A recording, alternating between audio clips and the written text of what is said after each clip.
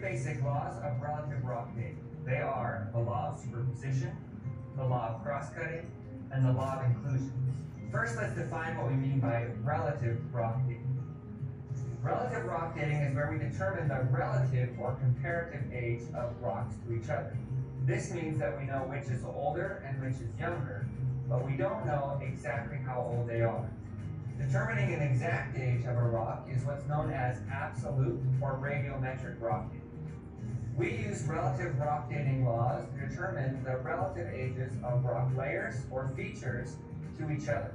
Again, we're only able to determine what is older and what is younger. Let's look at each of these three laws. The first is the law of superposition. The law of superposition states that in an undisturbed sequence of rocks, the oldest rocks are on the bottom and the youngest rocks are on top. We can compare this to an analogy of a laundry basket. Each day as you add dirty clothes to that laundry hamper, the layers stack one on top of the other. And as long as this stack is not disturbed, the oldest clothes will be on the bottom and the youngest will be on the top. The same is true with any undisturbed rock sequence. The oldest rocks are on the bottom and the youngest are on top. Let's now look at the law of cross-cutting. This law states that any feature that cuts across the sequence of rocks is younger than everything it cuts. Some of the features that cut across the rock sequence may be a fault or an igneous intrusion, either a dike or a batholith. And these features are younger than any part of the sequence they cut across. Let's compare the law of cross-cutting to tracks in snow or in sand. In this scenario, the older tracks will be covered by younger tracks. This allows us to determine the relative age of those tracks, where those that are on top or are not covered by anything are the youngest, and those that are covered by the most are the oldest. This is also true with any rock sequence with cross-cutting features. Those features are younger than all of the rocks they cut.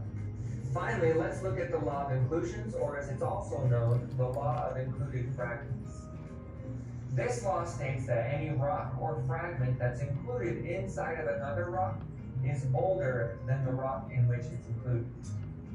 For example, if we look at this diagram, pieces of rock A are inside of rock B. This means that rock A is older and rock B is younger. This is because rock A had to be around first so that it could be included inside of rock B. An analogy that's similar to the law of inclusions is that of a fruitcake. A fruitcake includes a lot of chunks or other items, and those items or chunks have to be made and bought before they can be included in that cake. So what this means is that those chunks are older than the surrounding cake. The same is also true for rocks. Any rock that's included inside of another rock must be the older of the two. Again, we can use these relative rock dating laws to determine the relative or comparative age of rocks to each other. Again, this only means we can tell which is older and which is younger. We must use something else known as absolute or radiometric rock dating to determine specific ages for specific rocks. But these relative rock dating laws are very helpful in helping us determine the sequence of events that led to rock formation.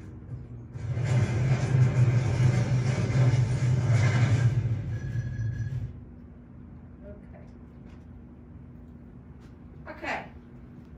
Hopefully you enjoyed that as much as I did. I think it's a really good little video clip to get us into this new section here. We just spent time learning about fossils. Some of you will have already done the fossil lab. Others might be doing it in the next few days. So the next step in all of this information is to know how rock layers and fossils give us information about life in the past. And before we can really understand some of that, we've got to learn some rules about these rock layers. And the first question on your study guide that we're going to answer is actually question 29, and it says relative age refers to the age of an event or object in blank to other events or objects. And if you'll look up here, a relative age, it says this is the age of an event or object in relation to other events or objects. Determining relative age is one important way that geologists reconstruct the Earth's past. Let me give you an example of relative age. Miss Whiteside, I don't know exactly how old she is. She probably doesn't know exactly how old I am either. But I am older than she is, by far. Okay? My relative age in respect to hers is that I'm older. Okay? We know each other well enough to know that, you know, I was doing this way before she got started, and it's because I'm a lot older. So, relative age is simply telling the order that ages go in as opposed to knowing exact dates or exact times, okay? All right. So, when we are using this technique with rocks and rock layers, we want to use something called relative dating. And this is going to be your definition for number 8 on your study guide, which is relative dating. This is a method used to determine the order of events and relative age of rocks by examining the position of rocks in a sequence. And you know, you can pause the video anytime you need to, because you should be filling out parts of your study guide that have been identified on this, okay? All right, I've got just a cool little animation. Hopefully it'll get started here in just a minute. And you're gonna get an idea of what relative dating and relative age is. Well, I think this is gonna start. There we go. If you'll notice, the stuff at the bottom was the first. And then each layer that was added, and it's going to repeat this again, each layer that was added on top of it was younger than the ones below it. So you could tell what the relative age of this sequence of rocks is simply by looking at which one's at the bottom, and each layer that goes up is slightly younger than the one that's below. Okay? All right.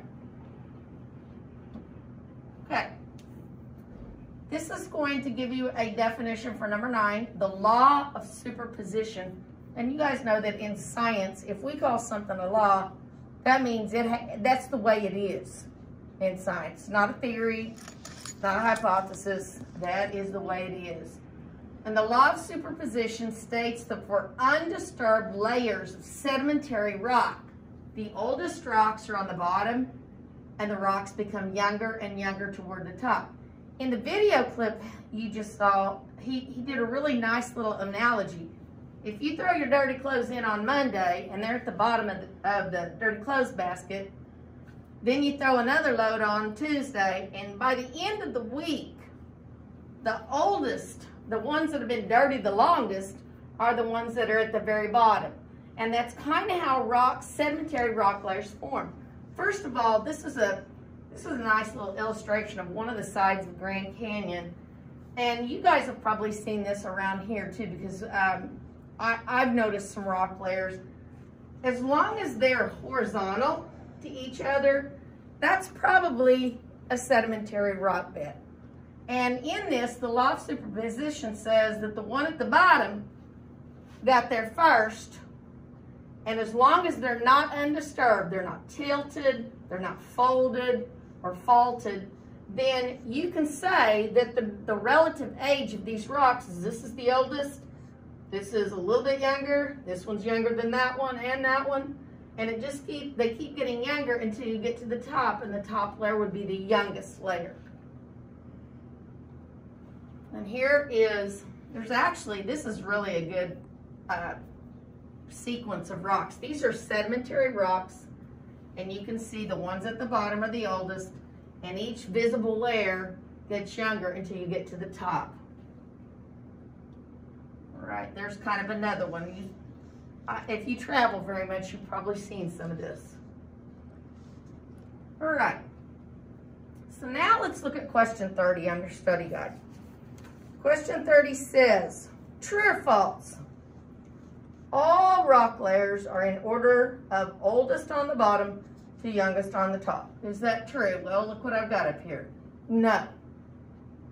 because when I was explaining the law of superposition to you, I made sure to tell you that that is true if the rock layers have not been disturbed. But we know from studying plate tectonics that's just not always the case. So here's going to be your answer on number 30. No is the answer, and here's your explanation. Tectonic plates can move and disturb rock layers by folding and faulting. That means breaking rock layers. As long as the rock layers have not been disturbed, then the law of superposition is correct. But if there's been any kind of change in their shape or their order from when they were formed, then that's not going to happen. All right, question 31 on your study guide says, how can we determine the original order of rock layers? If you're here at school the day we do this, I've got a picture in an old textbook I'm going to pull out, and it shows what looks like rock layers that are folded over almost like a taco. So you would not be able to use that law of superposition for it, but it says one way that you could determine its original order of rock layers is by, to determine the original order of rock layers, is to compare the disturbed rock layers with similar but undisturbed stacks of layers that are fairly close to it, okay? Here is a good example of some disturbed rock layers.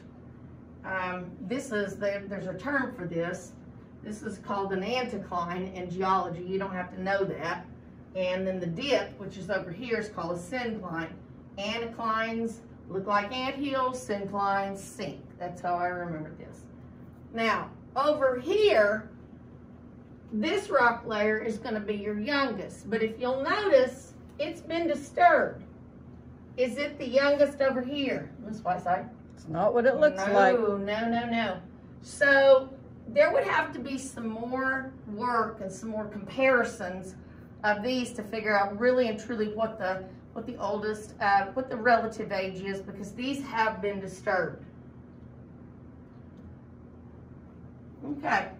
Question 32 on your study guide says, why is igneous rock always younger than the rock it cuts through? Oh, that's going to bring us to the next thing. So your answer for 32 is that molten magma can force its way up towards Earth's surface when magma cuts across or between existing sedimentary rocks and then cools and hardens. It is always younger than the sedimentary rock layers because they were there before the igneous rock forms. And I'm going to show you some examples of this in just a minute.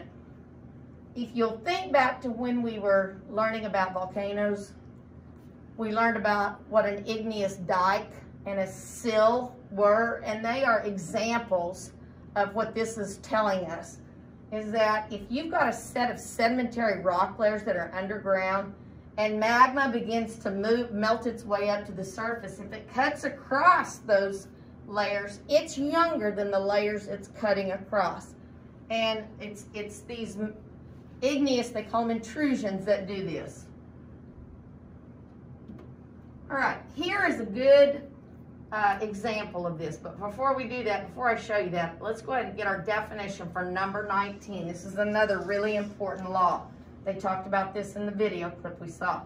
The law of cross-cutting relationships states that if a fault or rock cuts through another existing rock, it must be younger in age than the rock through which it cuts.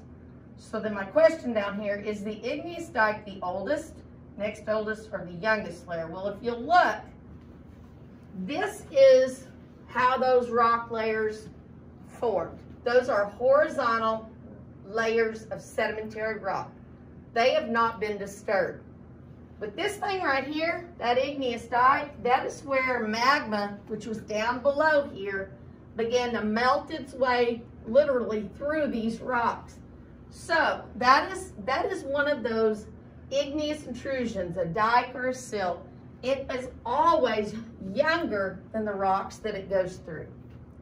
You can kind of tell by what's on top too. All right, so I have some examples. We're going to figure out the ages of these. Not ages, but the order I should say. So I've labeled some of these rock layers, all right?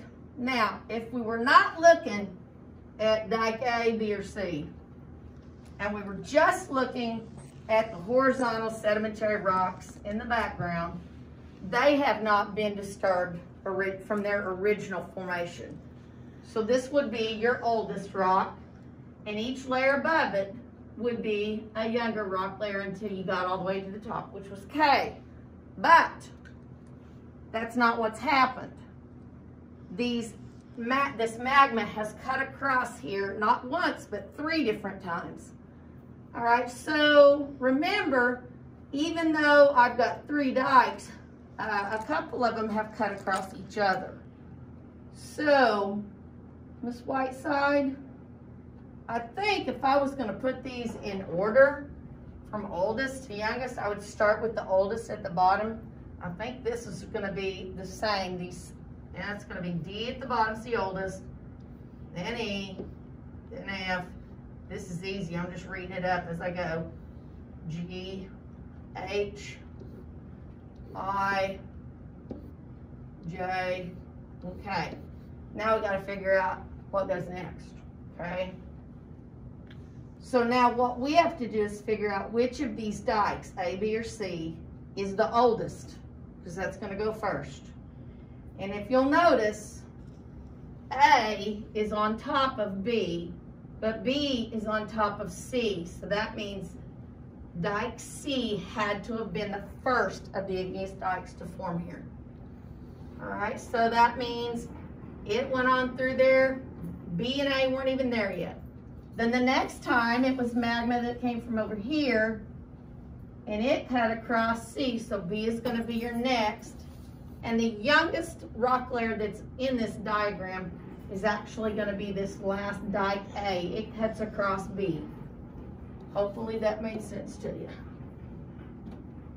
All right, this one's an easy one. Miss Whiteside, what do you think the oldest rock layer in this one is? That would be E. E, because it's at the bottom, right? And even though A cut across it, it cut across 3 of them. So what's the next one? Then C, C, B, B, good. and Now, then, we gotta look at this. Does this igneous dike go all the way to the top? no, it does No, not. it does not. So, here's what had to happen. When A formed, D wasn't even there yet. Or it would have melted up through it too.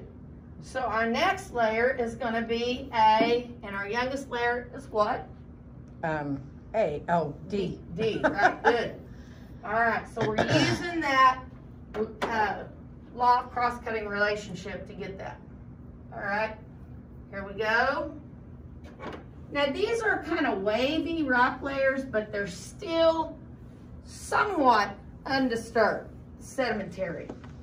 All right, so I would start out with E being my oldest, A being my next oldest, F. Now I need to decide, because I have a dike that cut clear across those.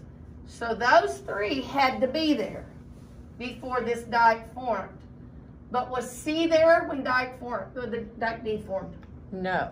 It was not, or else it would have just kept on going. So the next layer is going to be D. Now we're back in order. C is next, G, and finally the youngest is B. Okay? All right, let me see how many more of these I've got. Let's do this one then. All right, so here, this is quite interesting. I do need to tell you that this big line through this thing represents a fault where there's been a complete break in the rock layers. So let's look, this is a little trickier. All right, so there's no B over here, but you notice there's an A over here. So B is missing from this side, but B was clearly the first one. So it's the oldest. The next one is going to be A. Now, the next one, something weird and funky happened there. Which one is oldest, E or C? Well, E does not cut across C, so I would say E would be next. Very good. That's exactly right. And then finally, or not finally, but the next oldest is going to be C. Now, there's one thing that D is talking about, that break in those rock layers. And if you'll notice, that fault cuts across every single rock. It was the last thing to happen. So it is the youngest thing represented on this diagram. I just wanted to show you some pictures of some igneous dikes and sills. And if you'll look, there's a dike. You can see there's several of them in this picture, okay? And then this is a sill. This is where magma is squeezed between existing rock layers. All right, let's do one more of these, okay? List the letters from the oldest to the youngest on the line below. All right, let's start with the oldest is going to be, oh look, here's A, but looky here, A's way up here. So these two are going to be older. We're going to go with B, then D. Now what? Is A going to be next or is it E? I would say E would be next because it does not cut across A at all. That's good. It does not cut into A at all, so E is the next. That is just a fat igneous dike. That's an intrusion, okay? And then we've got A, then C. Then if you'll look, there's two more layers above that. There's F. It's missing over here, but that could have been taken care of by weathering and erosion. And then H, but what is the very youngest thing that's occurred here? That would be the fault line G. Right, that great big fault that's cut across all of them. Okay, so that is where we're going to stop today. Very good.